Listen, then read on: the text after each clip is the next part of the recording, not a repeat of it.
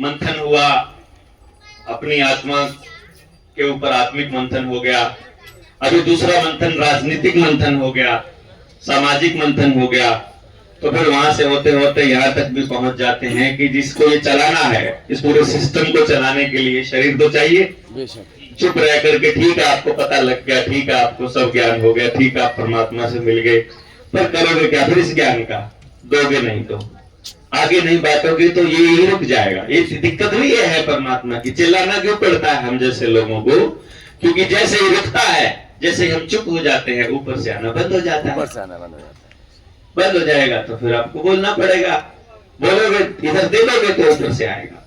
ये फ्लो बनता रहे, इसके लिए ये शरीर शुद्ध रहे, टॉक्सिन से फ्री रहे, जिंदगी बने रहे और जिंदगी से जुड़े रहे। उस जुड़ने के लिए इस शरीर को समझना बहुत जरूरी है। और इसी क्रम में मैं रिक्वेस्ट करूंगा डॉक्टर सुजन से, एक बार आएंगे और वो अपना सेशन, अपनी बात रखेंगे। हमारे पास खूब समय है, आप पहला सेशन ले सकते हैं बिना पीपीटी वाला। और जोरदार तालियों के साथ स्वागत करें।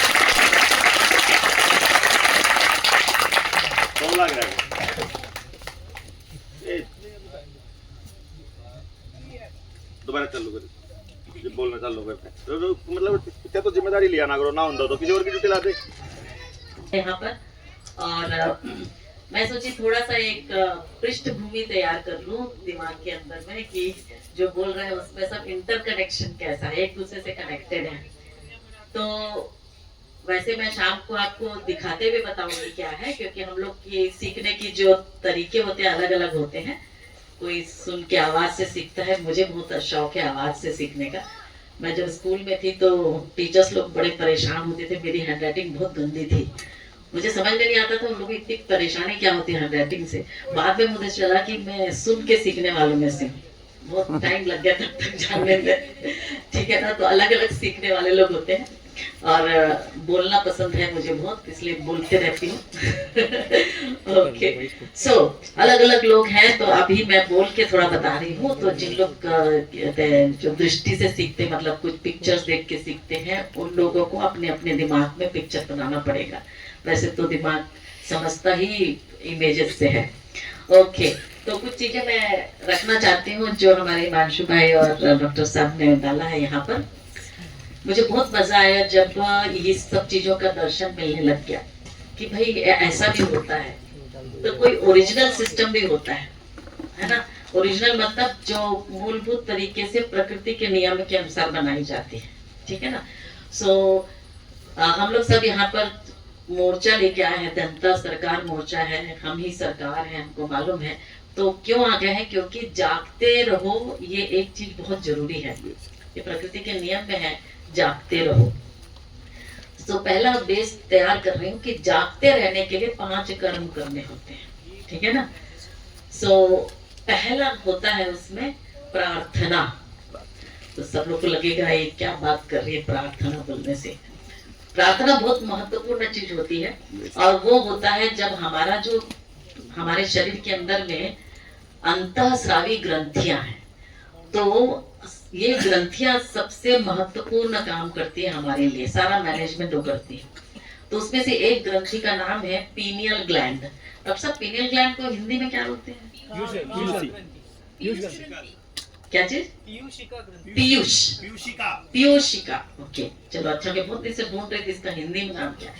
तो वो जो ग्लैंड है, वो ग्रंथि जो है, वो आप यदि अपने ब्रेन को मेजर करोगे ऊपर से नीचे, साइड से, सब जगह से, तो उसका जो सबसे सेंटर भाग आता है वहां पर एक चावल के दाने के बराबर है, ठीक है ना। और अभी मुझे पता चला कि ये एक्चुअली मास्टर ग्लैंड है, वो मतलब सबसे महत्वपूर्ण ग्लैंड है। लेकिन हमको स्कूल में क्या सिखाया? मास्टर ग्लैंड क्या है, किसी को याद है?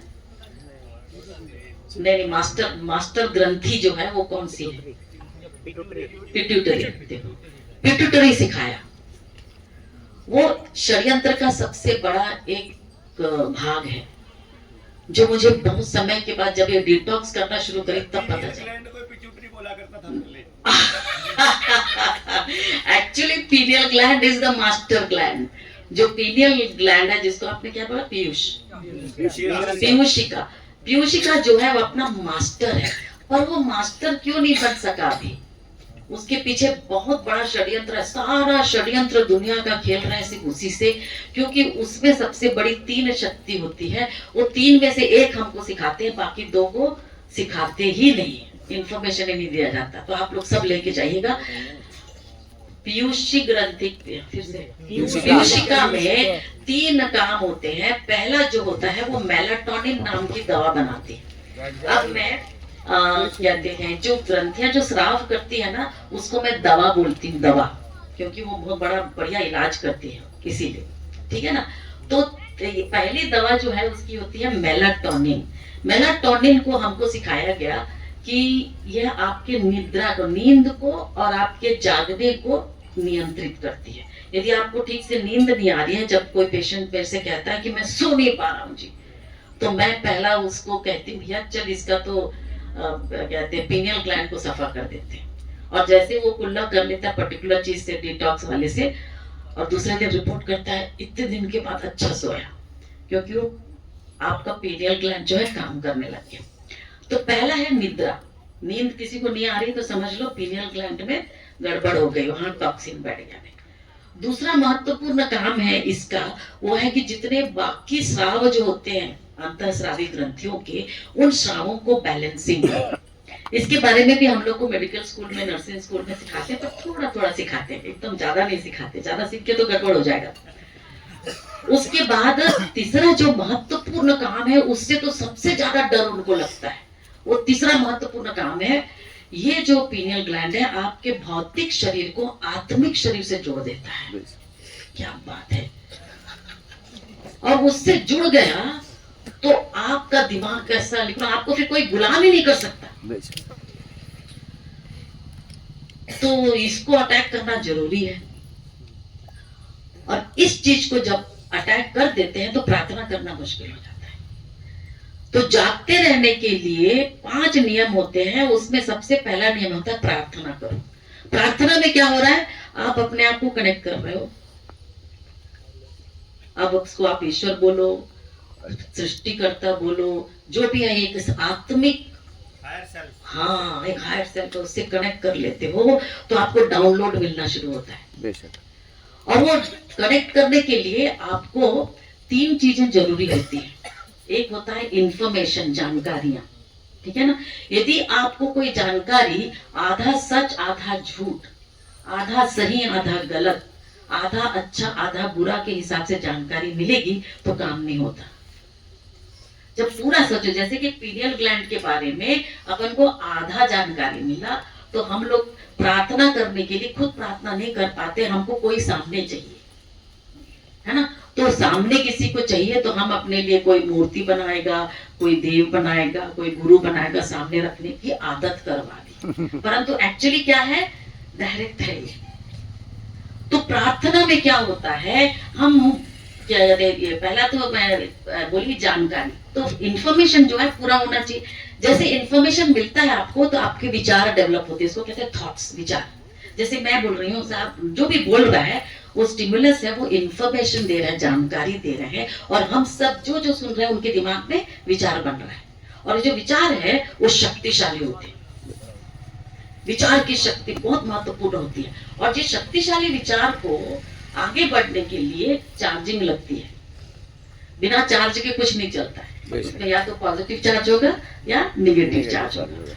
और चार्ज कहाँ से मिलेगा हम लोग को, बताओ कहाँ से मिलेगा चार्जिंग?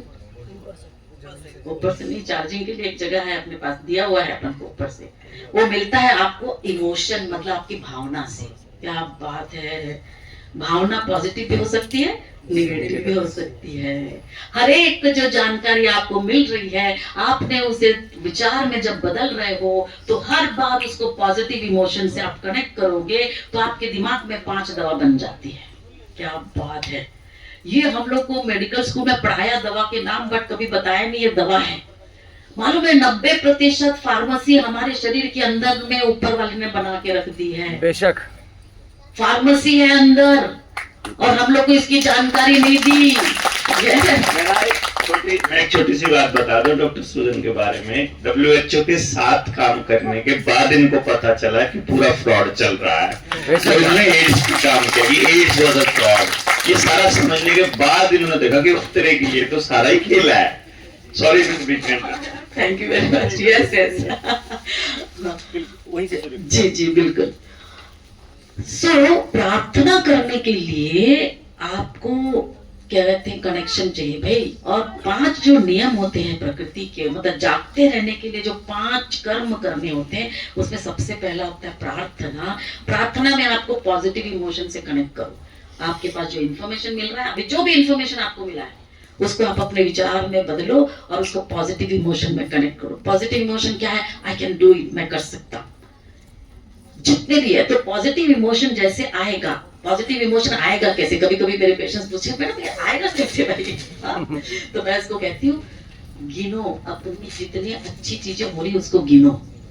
जब आप गिनते हो उसको तो आपका सिमुलेशन शुरू हो जाता है। तो हम बोलते जितने मतलब जितने भी निगेटिव बातें ना उसको छोड़ दो। हाँ, जो पॉजिटिव हो रहा है तो मैं सिंपल कहती हूँ, बोल स्टार्ट करो कि आईने के सामने खड़े होके बोलो thank you God for making me me, मेरे को बनाने के लिए धन्यवाद।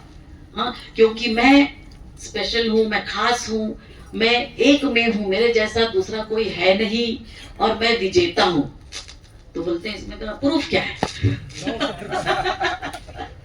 हाँ, तो मैं खास हूँ, मैं अपने आप बोल तो सकती हूँ, लेकिन मैं एक में हूँ, इसका प्रूफ क्या है? कोई बता सकता है कि आपके जैसा कोई है ही नहीं? यस, आपका निशाना है अंगूठे का। पूरे शरीर में जो फिंगर पे और पैर पे आपके निशान है, आंखों की पुतलियों के निशान है, उसके जैसा कोई है ही नहीं। आप भले करोड़ों करोड़ों लोग दुनिया में पैदा हुए होंगे, आपके और मेरे जैसे कोई है ही नहीं। इसीलिए तो अपने आइडेंटिफिकेशन के लिए फिंगरप्रिंट मांगते। कितना भी आप सिग्नेचर आपका कोई नकल कर लेगा, लेकिन आपका फिंगरप्रिंट नकल नहीं होने वाला जी।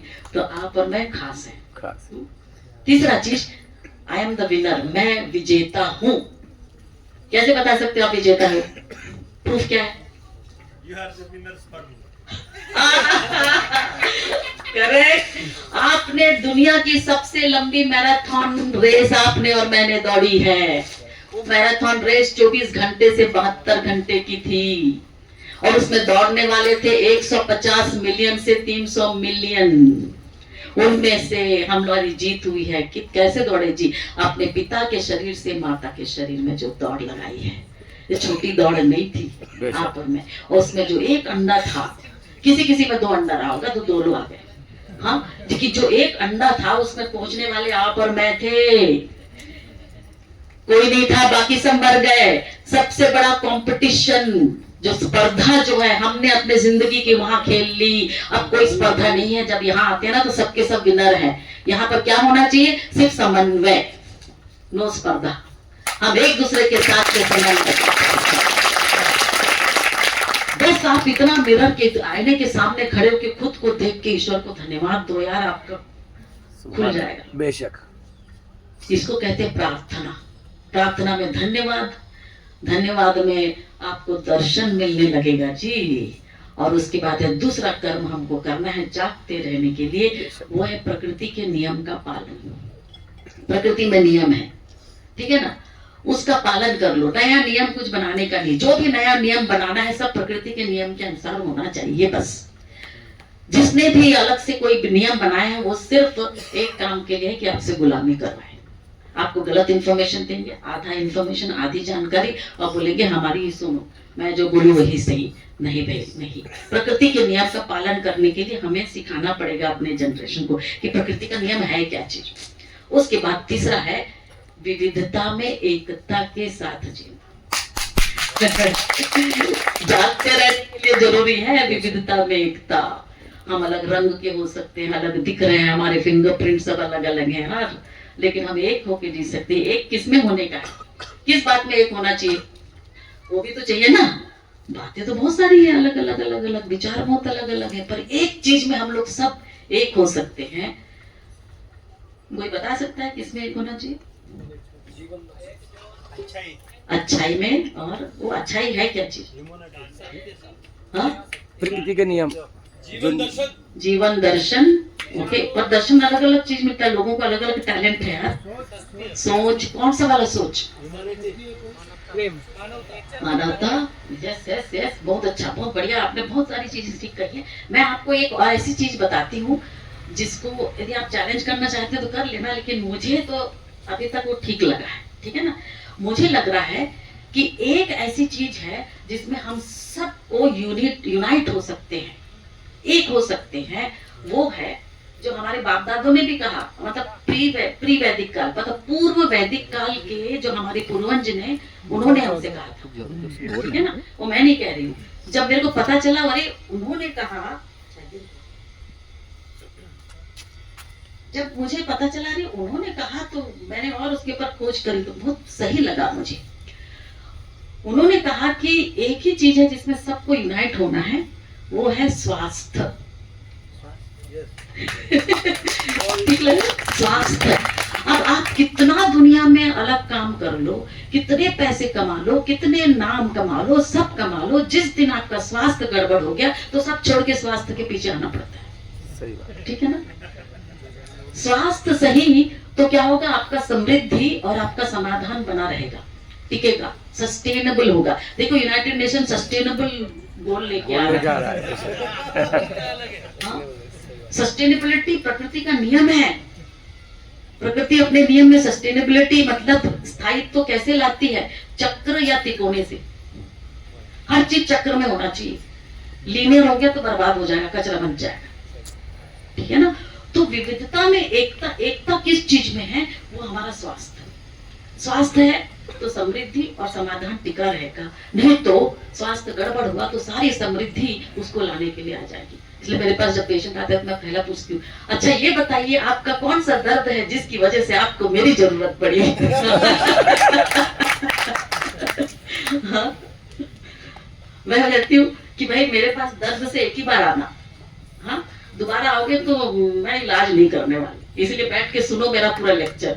हाँ? कई बार कई लोग, मेरे बच्चे लोग कभी बोलते इतना लंबा लेक्चर मारने क्या जरूरत है, सब पेशेंट को, दूसरे लोग ऐसा नहीं मानते, सब डॉक्टर को ऐसे करके भेजते। मैं बोली तुम्हारी अम्मा अलग है। सही बात है। हाँ? हर एक के साथ उतना ही टाइम स्पेंड करती हूँ, एक एक घंटा। हाँ? काहे के लिए? आगे को फिर से पेशेंट बन के नहीं आना। सुभान अल्लाह। क्यों नहीं आना भाई? तुम्हारे शरीर के अंदर में ऊपर वाले ने फार्मेसी दे दिया। बेशक। डॉक्टर साहब तुम्हारे अंदर है, अब तुमको कोई बताया नहीं इसलिए बीमार पड़ रहा है। बेशक। ठीक है ना? अब तुमको पता चल गया तो बीमारी की जरूरत ही नहीं है। बेशक। तुम्हारा डॉक्टर अंदर है, बता सकते हो तुम्हारे डॉक्टर का नाम क्या है? शरीर के अंदर वाला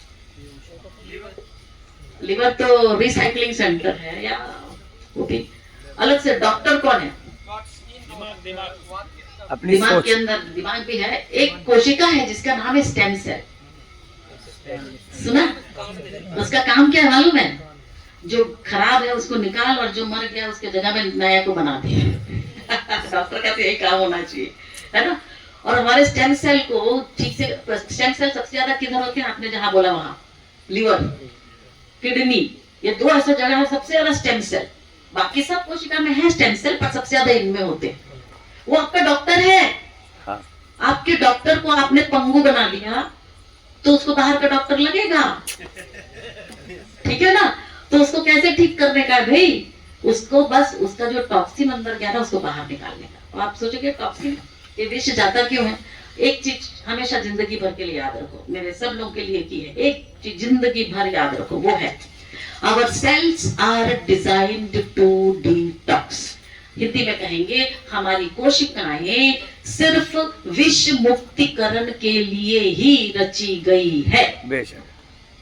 मतलब क्या है? उसमें विष जाएगा और वो बाहर निकलेगा। जब तक कि वो इस विष को बाहर निकाल सकती है तब तक हम कहते हैं हम स्वस्थ हैं। जिस दिन वो निकालने का काम कमजोर हो जाता है तो हमको लगता है दर्द। आपकी कोशिकाएं आपको आवाज करके बोलेंगी साहेब दर्द हो रहा है। दर्द का मतलब क्या है? वहां कुछ ना कुछ विष के अणु टिक गए। ठीक है ना? तो विष अंदर जाएगा। विष अंदर जाने का डिजाइन क्यों बनाया ऊपर वाले ने? कोई बता सकता है ऐसा डिजाइन क्यों बनाया जी विष अंदर जाने वाला? कैसे कैसे प्रश्न पूछती हूँ ना मैं पूछती हूँ ऊपर वाले से, भाई आपने ऐसा डिजाइन क्यों बना दिया? विश्व जब हमको गड़बड़ करता है, मेरे को डिटॉक्स करवाना पड़ता है, तो फिर टॉक्सिन ही क्यों बनाए? कोई बता सकता है टॉक्सिन का इंपॉर्टेंस क्या है, महत्व क्या है? जागते रहने के लिए, हाँ जागते रहने के लिए क्या चाहिए? दर्द चाहिए, हाँ मुसीबत चाहिए जागते रहने के लिए। उसका मतलब क्या है? जागते रहने के लिए। मैं इसलिए सबको कहती, जब दर्द से आते हो ना, दर्द के लिए धन्यवाद दो, धन्यवाद पिता दर्द के लिए दियो। दर्द नहीं होता तो मेरी कोशिकाएं टॉक्सिन है करके बता ही नहीं पाती। ईश्वर ने जिंदगी में दर्द इसीलिए दिया है, ऐसा डिजाइन करके दिया है कि हर व्यक्ति दर्द में धन्यवाद कह दे। यदि आप धन्यवाद नहीं कहोगे तो क्या होगा मालूम है? डर लगेगा, पता नहीं क्या हो रहा है। जैसे आपको डर लगा, फिर अगला आएगा दुख, इतना दुख लगेगा कि मर जाओ, हाँ? और या फिर दूसरा आएगा गुस्सा, इतना गुस्सा आया कि मार दो। क्या हो गया ये? द मोमेंट आपका इन जो जानकारी है वो आपके विचार में बदलकर निगेटिव इमोशन से कनेक्ट हो गया, तो ये तीन चीज हो जाती है, डर, दर्द, सॉरी डर, दुख और क्रोध। ये तीन आपको पूरा का पूरा बीमार कर देंगे, टॉक्सिन नहीं निकलेगा बाहर। तो टॉक्सिन अंदर जाने का महत्व क्या है? आपके अंदर, मेरे अंदर में इम्यून सेल्स है, जिसको कहते हैं प्रतिरोधक कोशिकाएं। उनका काम क्या है? सैनिक है। तो सैनिक लोग को क्या करना पड़ता है जी? रक्षा करना पड़ती है, हमेशा तैयार रहना पड़ता है, जागते रहना पड़ता है, हाँ? तो कोई दुश्मन ही नहीं आ रहा है तो क्या करें? आलसी हो जाएंगे। तो क्या करते हैं? उन लोग से दुश्मन नहीं आते तो हमारे सैनिक से क्या काम करवाते हैं? पॉकेट में बैठाते नहीं है उनको, व्यायाम करवाना पड़ता है, कूदो, करना पड़ता है काम जबरदस्ती, सामने वाले को दुश्मन समझ के पीटो उसको, ठीक है ना? ये करना पड़ता है। वैसे ही हमारे शरीर के अंदर के जो सैनिक है ना, उनके पास ये विष के अणु को रोज जाना पड़ता है, तब वो जागते रहेंगे और वो आपको तैयार रखेंगे बाहर निकालने का। ये हमारे अंदर है। इसका मतलब विश्व का रहना भी जरूरी है, क्योंकि प्रकृति का नाम काम है, हर जो यदि कोई भी चीज एग्जिस्ट कर रहा हो, जिस भी चीज का अस्तित्व है, उस अस्तित्व के लिए इक्वल एंड ऑपोजिट, मतलब समान और विपरीत जरूरी है। नहीं तो नहीं हो तो कोई चीज अस्तित्व भी नहीं रहती, सब ऊर्जा में बदल जाती। ऊर्जा क्या है? जिसका ना तो आप बना सकते हो, ना तो उसको सृष्टि कर सकते हो, ना ही उसको खत्म कर सकते हो, उसको सिर्फ रूप बदल सकते हो। जो हम लोग बैठे ना एक दूसरे से बैठ के बात कर रहे हैं, हम ऊर्जा के रूप में बदले हुए लोग हैं, और हमको अभी क्या करना है? मजा करना है। लाइफ में, जिंदगी में हमें सिर्फ एक ही काम है कि अपना स्वास्थ्य बनाए रखो, समृद्धि और समाधान से मजा करो, यही हमारा काम है। उसके लिए जागते रहना जरूरी है। बिना मजा के जी नहीं सकते। यदि मजा नहीं आएगा तो दारू पिला देंगे लोग, बोलेंगे दारू पी के मजा कर, इसीलिए तो दारूडिया बनते हैं लोग। पूछो तुमसे कि क्यों दारू पीता है? जिंदगी में इतना दुख है यार, इसको पीने से कम मजा आता है। ये है तंत्र के षड्यंत्र। हम लोगों का काम ही आनंदित रहना, और आनंदित रहने के लिए जागते रहना जरूरी है। जागते रहने के लिए ये जानना है भाई कैसे, तो सही इंफॉर्मेशन मिलना जरूरी है, सही जानकारी चाहिए भाई। और जब हमारे पास आधी जानकारी मिलती है ना, तो आधा काम होता है ना? जैसे कि अभी डॉक्टर साहब WHO के बारे में बोल रहे थे, मेरी आंखें कैसे खुल गई, बड़े बड़े इज्जत से बेचारे को बुलाए थे मेरे को। उसके बाद कोविड का टाइम आया ना, तो मैंने सरकार को, मतलब अपना PMO ऑफिस में लेटर भेजा कि हमारे पास कोविड का इलाज है, आप हमें बुलाइए। उस समय विश्वरूप राय भी लिख रहे थे, सब ऐसे बहुत लोग लिख रहे थे, ठीक है ना? तो मैंने बोला 15-20 दिन हो गया कोविड कर रहे हैं, लोग जवाब ही नहीं दे रहे। तो मैंने पूछवाया जिसके थ्रू भेजी थी, क्या हुआ? बोलते अरे PMO ऑफिस में बोलते तुम्हारे जैसे हजारों आते हैं। अच्छा। तो फिर मैं बोली उनको बोलो ना, हजारों को बुला लो, सबका टेस्ट करके देखो, जिसका काम करेगा उसका लोगों को दे दो, काहे के लिए कोविड से डरने का, जिसका नहीं काम कर रहा उसको जेल में डाल दे। बोलते ऐसा थोड़ी होता है। तो मैं बोली कैसा होता है? तो बोले कि हम तो सिर्फ WHO का डायरेक्टिव मानते हैं। मैं बोली वाह, मतलब WHO बोलेगा तो मानेंगे। अब ये नहीं सोच रहे सच है या नहीं, नहीं चाहिए। उस दिन मैंने WHO का पहला तो अर्थ ही बदल दिया। वर्ल्ड हेल्थ नहीं है, वो वर्ल्ड हेल्थ ऑर्गेनाइजेशन। ठीक है ना? आपको डराना, आपको दुखी करना और आपके बीच में लड़ाई करवाना, यही उनका काम। वो खत्म कर दिया मैंने वहां। अब हेल्थ का डेफिनेशन, फिर मेरे को बहुत गुस्सा आया। मैं बोली यार ये लोग बड़ा हेल्थ हेल्थ करते हैं, लेकिन आज हम लोग सबसे महायुद्ध और महामारी यही दो के बीच में जी रहे हैं। तो उसका कारण क्या है? तो पता चला डेफिनेशन, मतलब कोई भी लक्ष्य पे आपको पहुंचना है तो पहले उसकी परिभाषा सही होनी चाहिए। करेक्ट? मुझे कहाँ पहुंचना है, कैसे पहुंचना है, परिभाषा। जो डेफिनेशन होता है उसका डेफिनेशन होना चाहिए। परिभाषा क्या है? शब्दों का ऐसा गोलमाल हम ऐसा करते हैं कि हमको हमारा लक्ष्य दिखाई दे। करेक्ट? उसके बाद क्या दिखाई दे? उसके बाद क्या होता है? उस लक्ष्य पे पहुंचने के लिए, उस लक्ष्य पे पहुंचने के लिए दिशा चाहिए। दिशा उत्तर में है तो मैं उत्तर की तरफ जाऊं, दक्षिण में जाऊंगी तो नहीं मिलेगा वो लक्ष्य। ठीक है? और तीसरी बात होती है उसी दिशा में रास्ता बनाना। या तो देखो पहले से रास्ता है, नहीं हो तो रास्ता बनाओ। ये तीन जरूरी है। तो हम लोग कौन से लक्ष्य में पहुंचे हैं? जहां महामारी है और महायुद्ध, मतलब विश्व स्वास्थ्य संगठन हमको स्वास्थ्य नहीं दे पा रही है। हम तो बीमारी के पीछे हैं, हर साल नई बीमारी लेके आ रहे हैं। ये तो नहीं हो सकता। तो मैंने क्या किया, डेफिनेशन को देखा। तो डेफिनेशन ऐसा है, आप देखना वर्ल्ड हेल्थ ऑर्गेनाइजेशन ने जो हेल्थ का डेफिनेशन परिभाषा दिया है ना, एकदम सुनने में कितना अच्छा लगता है। वाह वाह क्या बनाया परिभाषा। पर लक्ष्य कौन सा पहुंच रहा है? बीमारी और महामारी। गड़बड़ है। तो मैंने परिभाषा ही बदल दी। मैंने नया परिभाषा बना दिया। एक बार कहते हिंदी अंग्रेजी दोनों में बोलती हूँ।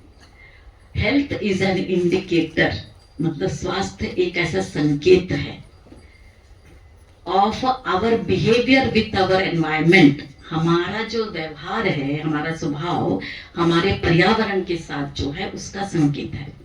और restoration of your self healing system, हमारे कोशिका के अंदर की स्व उपचार करने की क्षमता को पुनः जागृत करना। इसमें तीन शब्द महत्वपूर्ण है। एक है आपका स्वभाव, दूसरा आपका पर्यावरण और तीसरा आपकी स्व उपचार करने की क्षमता। ये तीनों शब्द उनके डेफिनेशन में गायब है। आपको तीन चीजें करनी है। आपका स्वभाव कैसा है, किसके प्रति? आपके पर्यावरण के प्रति। जब ये सही हो गया तो आपकी जो कोशिका है अपने आप को रिजुविनेट करेगी और ये परफेक्ट फिट होता है। ये है, इसी डेफिनेशन में हम में से एक है। ये डेफिनेशन गलत हो गया करके क्या हो रहा है मालूम है? हमारा स्वभाव हमारे पर्यावरण से कैसा है? इस्तेमाल कर है कि नहीं? कैसे आया? क्योंकि हमारे पूर्वजों ने जो हमको सूत्र बताया था वो हमको किसी ने डिकोड करना नहीं बताया। डिकोडिंग मतलब उसको संक्षिप्तीकरण को विस्तृतीकरण करना। हमारे प्री वैदिक काल मतलब पूर्व वैदिक काल के जो पूर्वज हैं उन्होंने बनाया था।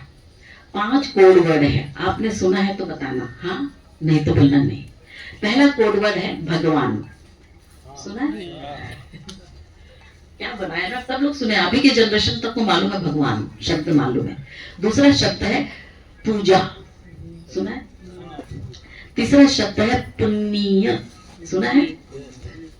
पांचवा है चौथा है अपूजा, नहीं सुना होगा ना ज्यादा। पूजा का उल्टा अपूजा। और पांचवा है पाप, सुना है ना? और उन्होंने क्या बोला, याद रखने के लिए, देखो जो बहुत बहुत बड़ा ज्ञान होता है ना उसको संक्षिप्तीकरण करके फिर याद रखना पड़ता है और उसको एक पीढ़ी से दूसरे पीढ़ी तक देना होता है। तो उन्होंने बोला ऐसे याद करना, भगवान की पूजा कर तो पुण्य हो, अपूजा तो पाप। हम में से सबको मालूम है। मैं जितने लोगों से बात करती, जितने भी मेरे पेशेंट उत्तर दक्षिण पूर्व पश्चिम इंडिया से भारत से आए हैं तो उन्होंने 5 शब्द सुना है, सिर्फ अपूजा को कम सुना है बस। पर अर्थ को कैसे? और उन्होंने बोला इसका विस्तृतीकरण करने के लिए नियम बनेगा। नियम को कहते हैं रीति, करेक्ट ना? रीति नियम। और उस नियम को नियंत्रित, जब भी नियम बनाते हैं तो नियंत्रित करना होता है, तो उसको नियंत्रण करने के लिए रिवाज, रीति रिवाज। और जब आप नियम को नियंत्रित करते हो तो उसका संतुलन बन जाता है। यदि रीति मतलब जब नियम नियंत्रित नहीं होगा तो संतुलन नहीं बनेगा। नियम नियंत्रित होता है तो संतुलन बनता है, और वो संतुलन है त्योहार। क्या बात है यार, मैं बोली इन लोगों ने अपन को रीति रिवाज और त्योहार इसलिए बनाने बोला कि ये 5 शब्द को डिकोड करो, पर वहीं पर गड़बड़ हो गई, अपूजा और पाप हो गया। अब कैसे है, ध्यान से सुनना, शाम को फिर से हम लोग करेंगे तब उत्तर भी देना। भगवान का फुल फॉर्म पूरा पूर्ण जो विस्तृतीकरण है किसको मालूम है? या बोलिए। यस, गगन। यस, अ से क्या हुआ? अग्नि। न से नीर। Very good. भ ग व में आ की मात्रा अ आणि न। क्या बनाया यार, हम लोग को भगवान मतलब ईश्वर बता दिया, और असली अर्थ था भूमि गगन वायु अग्नि नीर, soil space air fire water, 5 तत्व। अरे बाप रे, मेरा तो दिमाग फट गया जिस दिन मैंने ये समझा। अपने कहते हैं डॉक्टर, जिसको वाटरमैन बोलते हैं ना, अपने डॉक्टर साहब है ना, पानी वाटरमैन, हाँ राजस्थान से, कैसा उसका नाम है? नहीं ईश्वर नहीं। तो वो डॉक्टर साहब के पास मैं एक बार गई थी उनका कुछ ट्रेनिंग में। उस दिन मेरे को पहली बार पता चला भगवान का मतलब भूमि गगन वायु अग्नि नीर है। तो मैंने बोला ऊपर वाले फिर बाकी का क्या है? पूजा। हाँ, पूजा क्या है फिर? उसका भी ऐसा अर्थ मिला, मालूम है? पू मतलब पूर्ण जानकारी का ज, और जब पूर्ण जानकारी मिले तो उसकी जिम्मेदारी ले। पूर्ण जानकारी और जिम्मेदारी है पूजा। तो पुजारी का काम क्या है? देना। उतना ही नहीं, हिसाब भी ले। जब हम लोग एक साथ मिलके जाते हैं ना मंदिर में, मस्जिद में, गिरजा घर में, इसका काम क्या है? सारे मुल्ला और पास्टर और पुजारी, इन लोग का एक ही काम है, पूछना कि सब लोग मिलके आ गए, आपकी भूमि और गगन कैसा है, कितना प्रदूषण है उसमें, इसका हिसाब लेना है पुजारी का काम। अरे उनको बेचारों को नहीं सिखाया है। हवन और हवन कुंड क्या है? वो आपके शरीर के अंदर, कोशिका के अंदर की माइटोकॉन्ड्रिया है, जहां पर हर श्वास आप ले रहे हो तो हवन हो रहा है। क्या बात है। मैं बोली अच्छा, तो भूमि गगन वायु अग्नि नीर की पूर्ण जिम्मेदारी ले तो क्या होगा? पुण्य होगा। पुण्य का अर्थ क्या है? किसी को मालूम है? चलो देख लो। पू से पूर्ण, आधा न से लिख के देख लो, आधा न से न्याय, न में छोटी की मात्रा निष्पक्ष, और य से योजना। देखो क्या बनता है? पुण्य। पूर्ण न्याय निष्पक्ष योजना। हमारे पूर्वजों का मानना पड़ेगा यार कि भूमि गगन वायु अग्नि नीर की पूर्ण जिम्मेदारी ले तो पूर्ण न्याय निष्पक्ष योजना से होगी। जहां पूर्ण न्याय निष्पक्ष योजना से होती है वहीं पर शुभ और लाभ होता है।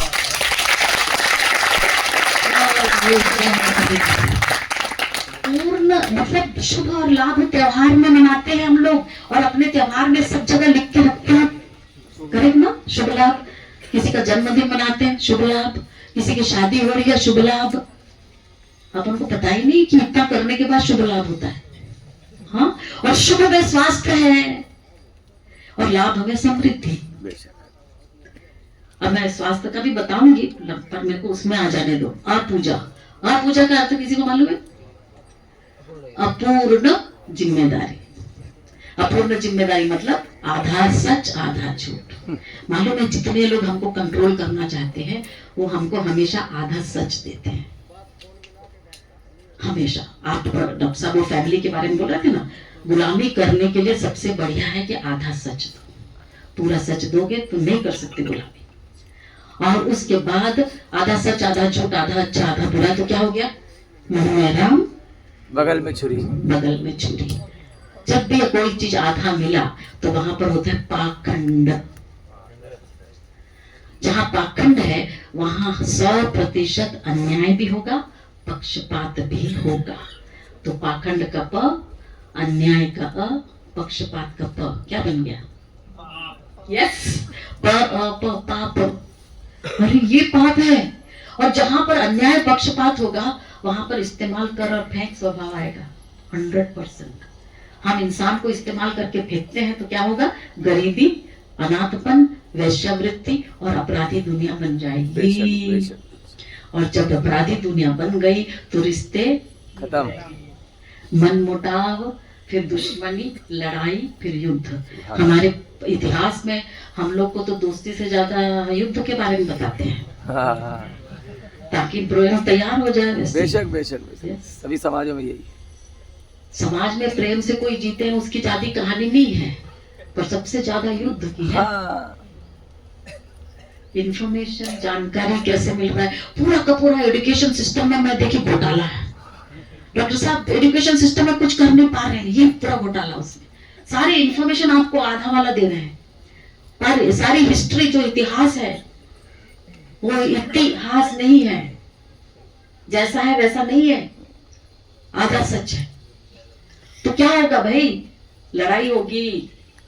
धर्म की बात बोलते हैं। मेरे से एक बार, मैं राजस्थान में थी तो हम लोग क्रिश्चियन कम्युनिटी वाले हैं, तो वहां पर हम लोग बहुत सारे अनाथ बच्चों की सेवा हुआ करते हैं। तो आरएसएस वाले वहां पर आ गए थे, बोले कि आप लोग है ना इन लोग अनाथ लोग को ईसाई बना दो, ठीक है ना, इसीलिए तुम लोग ऐसा कर रहे हो। तो मैं तो उस समय में थी, पुलिस वालों के पास जाना पड़ा। तो पुलिस वाले बोलते हैं आपके ऊपर आरोप है कि आप धर्म परिवर्तन कर रहे हैं। तो मैंने बोले यार साहब धर्म कभी परिवर्तित होता है क्या? ऐसा कैसा? मैं बोली धर्म कभी परिवर्तित करके देखो क्या बनेगा? तो बोलते क्या बनेगा? मैं बोली अधर्म।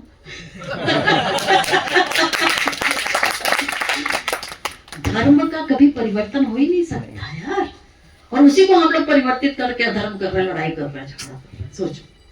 हाँ, और दूसरा है वस्तु को इस्तेमाल करके फेंकोगे तो क्या होगा? भूमि, जल, वायु सब प्रदूषित हो जाएंगे, और प्रदूषण आपके कोशिकाओं में एक्सेस टॉक्सिन मतलब ज्यादा विष के अणु के रूप में घुसेंगे और आप बीमार हो जाओगे। तो लड़ाई और बीमारी ये दोनों शैतानी तंत्र के षड्यंत्र हैं, बेशक उसका संकेत है। जहां लड़ाई हुई तो क्या करना है? मिटाना है यार। गले लगो, माफी मांगो, चल एक दूसरे के लिए काम करो, खत्म करो। और जहां बीमारी हुई डिटॉक्स करो। ये दो चीज राइट ना। फिर मरने के लिए सिर्फ दो ही कारण चाहिए। देखो ऐसा है कि कोई लोग जो चिरंजीव, हम लोग को बहुत चिरंजीव रहने की इच्छा तो है, ठीक है ना। अपने वेडिंग कार्ड वगैरह में चिरंजीव सो एंड सो लिखने से चिरंजीव तो बने नहीं है फिलहाल। अभी तो हम लोग इसी दुनिया में है जहाँ चिरंजीव नहीं हो पा रहा है शरीर, ठीक है ना। तो मरना तो पड़ेगा अभी तक। तो कौन सा कारण होना चाहिए मरने का? मरने के लिए सिर्फ दो कारण होना चाहिए। एक है बुढ़ापा। कितना बुढ़ापा? कम से कम 100-120 साल तक तो कर सकते हैं, डिटॉक्स करोगे तो कर सकते हो उतना, ठीक है ना। और दूसरा है एडवेंचर, मतलब साहसी काम करते समय एक्सीडेंट हो गया तो चलते रहो। दोनों में मजा है, मतलब जीते हैं तो भी मजा करके जीने का है, आनंदित होकर जीने का है, मरने में भी आनंद होना चाहिए। इसीलिए कहा है जहां शुभ है वहां स्वास्थ्य है। मालूम है, मेरे को नहीं मालूम था स्वास्थ्य भी कोड वर्ड है। हम तो मेडिकल वर्ल्ड से आए, हमको नहीं सिखाया स्वास्थ्य कोड वर्ड है। हिंदी में बढ़िया बनता है उसका। स्व मतलब स्वयं, स्थ मतलब स्थिर, स्वयं को स्थिर करना स्वास्थ्य। बोले अरे वाह यार, फिर स्वयं को स्थिर कैसे करें? बोले फिर 5 कर्म। हाँ, पहले वाला 5 कर्म जागते रहो के लिए बताई थी। कहाँ? प्रार्थना करो, जैसे अपने कहते हैं प्रकृति के नियम का पालन करो, विविधता में एकता के साथ जियो, और उसके बाद में क्या कहते हैं सत्य पर खड़े रहने का दम रखो, और तब जाके दुष्ट को दंड मिलेगा। दुष्ट को दंड मिलना चाहिए, ठीक है। दुष्ट कौन होता है?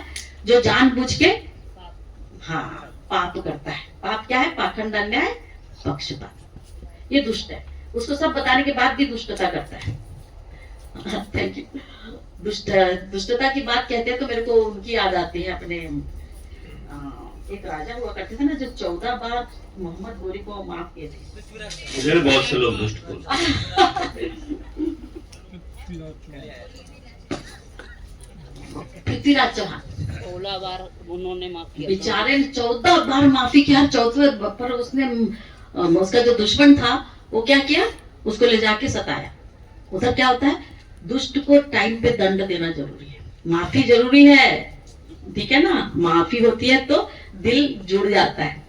लेकिन दुष्ट क्या करता है, वो माफी के ऊपर आपका खत्म करने की कोशिश करता है। उस चीज को इसीलिए कहते हैं कि जागते पहला प्रार्थना करो, फिर दूसरा प्रकृति के नियम का पालन, विविधता में एकता के साथ जियो, सत्य पर खड़े होने का दम रखो, तब हम दुष्ट को दंड दे सकते हैं। अब मैं स्वास्थ्य का 5 कर्म बता के खत्म करती हूँ, ताकि हमारे पूर्वज ने जो बताया है वो पूरा हो जाए। ठीक है ना। स्वास्थ्य के बारे में स्वयं को स्थिर करने के लिए 5 कर्म। पहला कर्म है सेहत। तो मुझे पहले लगता था स्वास्थ्य और सेहत एक है, जब से ऐसा बताया तब से पता चला थोड़ा अलग है। स्वयं को स्थिर करने के लिए सेहत, तो सेहत के लिए हम 7 डिटॉक्स सिस्टम बता देते हैं। चलो हम आपको सिखाएंगे बाद में, ठीक है। दूसरा है संबंध, ये बताना जरूरी है यहाँ पर। संबंध सिर्फ 2 ही होते हैं। कोई बता सकता है कौन से 2 संबंध होते हैं? रिश्ते सिर्फ 2 ही होते हैं।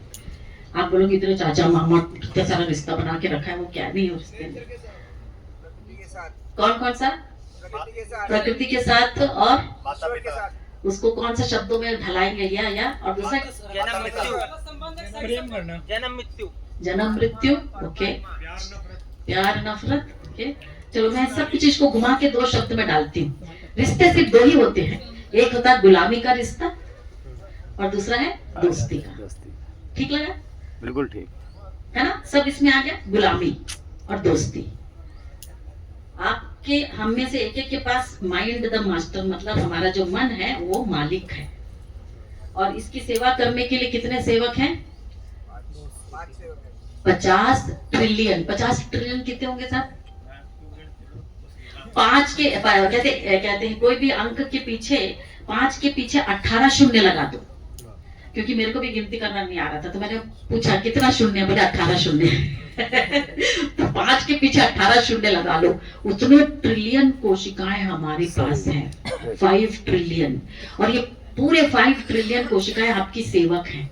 किसकी सेवक? आपके मन के मालिक की सेवक है। और ये सेवक के साथ में मन का मालिक या तो गुलामी का रिश्ता रख सकता है या दोस्ती, दोनों में से। और हमको बचपन से क्या सिखाया? मालिक और सेवक के बीच में कौन सा रिश्ता होता है? सिर्फ गुलामी। हमको नहीं सिखाया दोस्ती कर सकते हैं दोनों। तो क्या हुआ? गुलामी में क्या होता है? सिर्फ मालिक खुश रहेगा, बस गुलाम का जो होगा देखा जाएगा।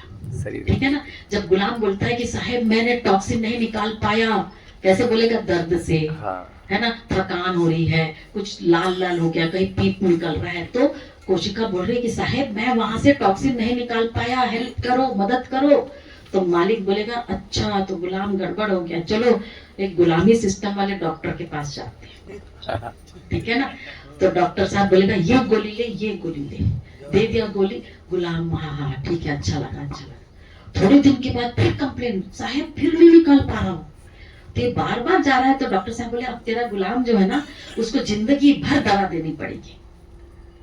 बीपी की दवा जिंदगी भर खा, शुगर की दवा जिंदगी भर खा, थायराइड की दवा जिंदगी भर बोलने से भी 15-20 साल खाने के बाद फिर गुलाम बोलता है साहेब नहीं निकाल पा रहा हूँ। किडनी बोलता है नहीं निकाल पा रहा हूँ, लिवर बोलता है नहीं निकाल पा रहा हूँ। तो डॉक्टर साहब बोलते हैं यार इसको ना क्रॉनिक किडनी डिसीज हो गया है, इसका फैटी लिवर हो गया है, अब ना ऐसे ही चलने दो, जब देखेंगे बाद में थोड़ा काट देंगे, काट के फेंक दो, इस्तेमाल करो। गुलाम है ना, सही। कोई दूसरे गुलाम का लगा लेंगे उधर, सही। ये सिस्टम है गुलामी का। हमको उसमें से भी किसी को अपने आप को ठीक करना ना, पहला गुलामी का रिश्ता खत्म करना है। बेशक। ठीक है ना। ये मालिक को उतर के दोस्ती करनी पड़ेगी। दोस्ती करने के लिए मुझे एक बहुत अच्छा लगता है एक एग्जाम्पल। यीशु मसीह अपने चेलों से कहते हैं अब से मैं तुम्हें अपना दास नहीं मित्र कहूंगा। तो मैं सोची क्यों मित्र कहेंगे यार? उनके चेलों को बड़ा आश्चर्य हो गया, ये मित्र क्यों? मालूम है मित्र क्यों? क्योंकि मित्र को प्यार हो जाता है। और जब प्यार हो गया तो क्या होगा? ये उतर के माफी मांगेगा, मेरे दोस्त, अभी वो सेवक भर नहीं है, वो मित्र है, तो मेरे दोस्त मुझे माफ कर, इतने समय तक मैं तुझे उल्टा सीधा दे रहा था, तो टॉक्सिन नहीं निकाल पा रहा था, माफ करना। और माफी करने के बाद वहां खत्म नहीं होता है जी, उसके बाद त्याग सहना पड़ता है कि मैं अपने दोस्त के लिए कुछ भी करूंगा। सिर्फ प्यार में त्याग होता है। यस, सिर्फ प्यार में। बिना प्यार के माफी भी नहीं होती, बलिदान भी नहीं होता। और बिना बलिदान के ना तो उद्धार है ना पुनरुत्थान है। आपकी एक एक कोशिका का पुनरुत्थान होगा, क्योंकि ईश्वर ने वैसा सिस्टम बनाया है। उसके लिए मालिक को अपना रिश्ता बदलना पड़ता है जी। दोस्ती का रिश्ता हो गया। यस, दोस्ती का रिश्ता हो गया तो आपका टॉक्सिन बाहर निकलेगा। वहां पर यही मार्ग है, यही सत्य है और यही जीवन है, इसके सिवा कुछ नहीं। ये एक है प्रकृति का नियम है। Got it? Thank you. अब तीसरा जो चीज है सेवा, तो मैंने सेहत संबंध सेवा, किसके लिए? स्वस्थ रहने के लिए, स्वयं को स्थिर करने के लिए। सेवा क्या है? सेवा सिर्फ दो व्यक्तियों की लगती है, एक है छोटे बच्चों की और एक बुजुर्ग की। बाकी किसी की सेवा नहीं लगती है। चाहे उसका पैर टूटा हो, हाथ नहीं हो, कुछ नहीं हो, काम कर सकता है, उसके दिमाग को ठीक करने का है। मैं जानती हूँ, मेरे को पहले विश्वास नहीं होता था। एक निक वुचिक नाम का एक बच्चा पैदा हुआ बिना हाथ के और बिना पैर के। तो डॉक्टर लोग हैं, उसको पहले उस जमाने में स्कैनिंग नहीं होती थी, स्कैन हुआ होता तो डॉक्टर लोग बोलते कि इसको तो आप निकाल दो। पैदा हो गया, माँ बाप सोचे करना क्या है, बच्चा बड़ा होने लग गया, उसको लगा कि सबके हाथ पैर है, मेरे हाथ पैर नहीं।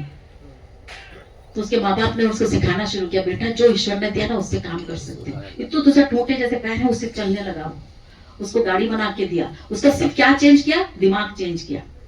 आज जो विश्व का सबसे बड़ा मोटिवेटर है, नहीं कोई चीज जाके देखो। उसको देखने के बाद मुझे लगा यार अपने पास सब चीज है, काहे का बहाना। तो मैंने बोला सेवा सिर्फ दो ही की चाहिए। हाँ, एक है बच्चा और एक बूढ़ा। बूढ़े की वृद्धि की सेवा करनी ही है। और ये तीन चीज मतलब सेहत संबंध सेवा हमेशा करते रहना है। इसके लिए व्यवस्था चाहिए। उस व्यवस्था को कहते हैं सत्ता, जहां आपको नियम बनाना है, नियंत्रित करोगे और उसको आप संतुलित करोगे। उसी के लिए रीति रिवाज और त्योहार है। नहीं तो बाकी सारे रीति रिवाज त्योहार हम मना रहे हैं ना, उसको अब बदलना है। जनता सरकार मोर्चा बदल दो सारे रीति रिवाज को। जितने त्योहार हम लोग मनाते हैं, जितने त्योहार मनाते हैं, उसका एक ही कारण है, डिटॉक्स। जितनी व्यवस्था हम दुनिया में बनाते हैं, जितने आप राजनीति बोलो, कोई नीति बोलो, कोई भी नीति बनाओ, उसका एक ही उद्देश्य है, वो है स्वास्थ्य। पीरियड। यदि वो स्वास्थ्य को नहीं ला सकता है तो वो पाखंड है। उसमें अन्याय और पक्षपात होता रहेगा और आपका रिश्ता गुलामी में बदल जाएगा। और हमें गुलामी में नहीं जीना है, क्योंकि हम आजाद पैदा हुए हैं। तो हमारे बाप दादों ने जो बताया क्या है, भगवान की पूजा कर पुण्य होगा, अपूजा तो पाप। उसका एक ही एक उद्देश्य है भाई, इस्तेमाल करके मत फेंक। और हम लोग वस्तु का इस्तेमाल करके फेंक के क्या किए? केवल रोग नहीं, देखो चारों तरफ कचरा। कचरा क्या है? वो हमारा कच्चा माल है। जब हम अपने माल को कचरा बना के फेंकते हैं तो गरीबी तो होनी है ना। वो पैसा क्या है ना, तुम्हारी मेहनत का था वो। तो मैं चाहती हूँ जनता सरकार मोर्चा लिखना, इसमें भी सोचे हम शून्य कचरा कर सकते हैं। yes. जब हम शून्य कचरा करेंगे ना, इसकी टेक्नोलॉजी आ गई है, मेरे को मिल गया, मैं करने वाली हूँ। ऐसी टेक्नोलॉजी है जिसमें पैसा कमाओ, फैक्ट्री लगा के। मतलब हम लोग ने गिनती कर लिया, कम से कम 6000 डंपिंग यार्ड को हमने गिनती कर लिया है। Can you imagine? 6000 dumping yard में 6000 फैक्ट्री आ गए। और आपका कच्चा माल क्या कहते हैं, आपका ये जो पोल लगा रहे हैं ना, इसके बदले में उसका लगाओगे आप। आपकी लकड़ी से सस्ता, लोहे से सस्ता, एल्यूमिनियम से सस्ता, ये तीन चीज को रिप्लेस कर देगा वो। रिसाइकल्ड कंपोजिट कहते हैं, इसको कहते हैं recycled polymer composite. Amazing technology है, ईश्वर देता है ज्ञान।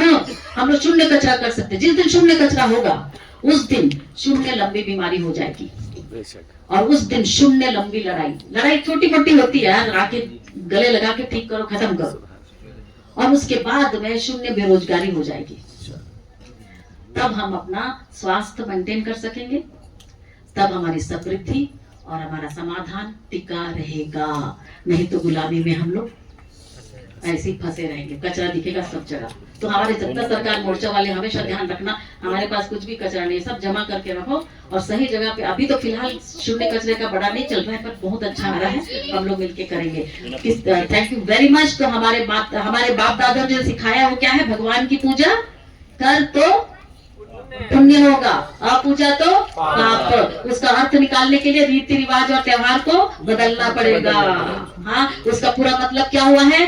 भूमि गगन वायु अग्नि नीर की पूर्ण जिम्मेदारी ले तो पूजा हो गई। पूजा तो क्या होगा? पूर्ण न्याय निष्पक्ष योजना से होगी। जहाँ पूर्ण न्याय निष्पक्ष योजना से होती है वहां पर क्या होगा? शुभ और लाभ होगा। शुभ में स्वास्थ्य है, लाभ में समृद्धि है। अपूजा मतलब अपूर्ण जिम्मेदारी से पाखंड, अन्याय और पक्षपात होगा। हमारे आने वाले सारे जनरेशन को इसका फुल फॉर्म मालूम होना चाहिए, तभी हम समझेंगे कि रीति रिवाज सही चल रहा है, तब त्योहार मनाने का अधिकार है। इसीलिए मैं कोई त्योहार मनाती नहीं जब तक शुभ में कचरा नहीं होगा ना, त्योहार नहीं। Thank you very much.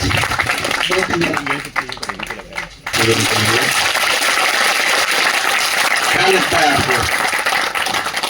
क्या लगता है? पंडित जी लगे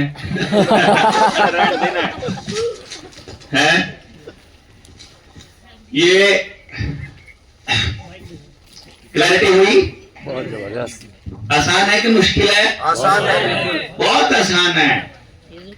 सिर्फ किस चीज का रोड़ा है? समझ का। बस जिस दिन गांव के आदमी को समझ आएगा कि इतना सा समझने के बाद तेरे बच्चे बीमार होना भी बंद हो जाएंगे, रोजगार के भी रास्ते हैं, सत्ता के भी रास्ते बंद हैं, कंट्रोल भी अपने हाथ में है। देखो राजनीति वाला का कंट्रोल वो बताने लग रहा था मंशु भाई, है शरीर का बता दिया आपने, डॉक्टर सुजन ने बता दिया, बाकी वो जो कनेक्शन का रास्ता बता देंगे तो फिर आंदाज होगा, डाउनलोड भी आंदाज होगा कि करना किस टाइम पे क्या करना है। क्यों जी? लेकिन उसके लिए अपने आप को, अपने चैनल्स को खोलना जरूरी है और अपने आप को ओपन रखना जरूरी है। जितना हमको पता है वो सत्य नहीं है, सत्य उससे बहुत ऊपर की बात है। सत्य तक जाने की कोशिश कर रहे हैं, उसकी तरफ मुंह फेरने की कोशिश कर रहे हैं और आप सब लोगों को इस बात के लिए प्रेरित करने की कोशिश कर रहे हैं कि आप बाकी लोगों को प्रेरित करने की दिशा में थोड़ा बहुत समय अपने जीवन का लगा पाए और इंशाअल्लाह लगाएंगे। हैं? मतलब भाई गुरु अपने को देंगे इसका कोई आशीर्वाद, परमात्मा भगवान हमको इतनी शक्ति दे कि हम लोग इस रास्ते पर चल पाए। ठीक है, चलने के लिए थोड़ा बहुत भोजन भी जरूरी होता है, उसका समय हो गया है, तो इसके लिए एक बार बता देंगे, अपनी उपस्थिति दर्ज करा देंगे कि भारत की हुंकार है, जनता ही सरकार है, जोर जुर्म की टक्कर में संघर्ष हमारा नारा है, हम तब जीतेंगे जब सब जीतेंगे। जय जोहार का नारा है, भारत देश हमारा है। जय हिंद। जय हिंद।